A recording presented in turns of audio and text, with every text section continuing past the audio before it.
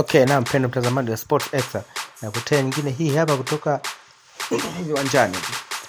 Justin Kluivert amvuta bukta Ismail Sarr apewa kadi ya njano katika mtanango uliopigwa kati ya Bournemouth na Crystal Palace.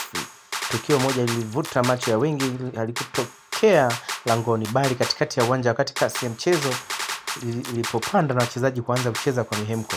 Justin Kluivert, winga mahiri wa Bournemouth, alijikuta akifanya kile wengi wanakiita kuvunjika kwa nidhamu ya kimchezo pale alipomkabili Ismail Sarr wa Crystal Palace kwa njia isiyo ya kawaida.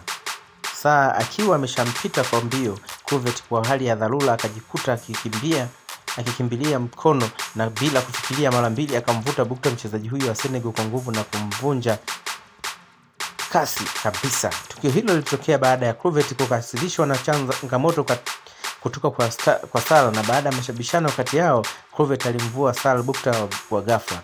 Refa hakuona haja ya maelezo, filimbi kalia, mchezo ukasimama na kadi ya njano ikainuliwa juu kwa Kluivert, ishara ya onyo kali kwa kitendo chake kisicho cha kiungwana. Mashabiki walilipuka kwa hisia tofauti, wengine wakicheka kwa mshangao, wengine wakionekana kukerwa.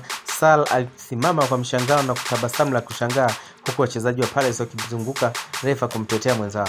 Ingawa tukio hilo halikusababisha penalty wala goli, lilibeba ujumbe mkubwa. Wakati mwingine kasi ya Sarr ni tishio kiasi cha kumfanya mchezaji mwenye jina kubwa kama Kluivert kutumia njia zisizokubalika kisheria. Ni tukio ambalo bila shaka litabaki kwenye vichwa vya habari, si kwa uzuri wa mpira bali kwa burudani aina yake kwenye uwanja wa EPL. Unafikiri ni lini na wapi mchezaji aliyoifanya kitendo kama hiki? Hebu niambie, ingekuwa wewe ndo refa, ungetoa adhabu gani? Je, adhabu hiyo inamfaa, inamstahili Kluivert? Naomba comment hapo chini. Ciao.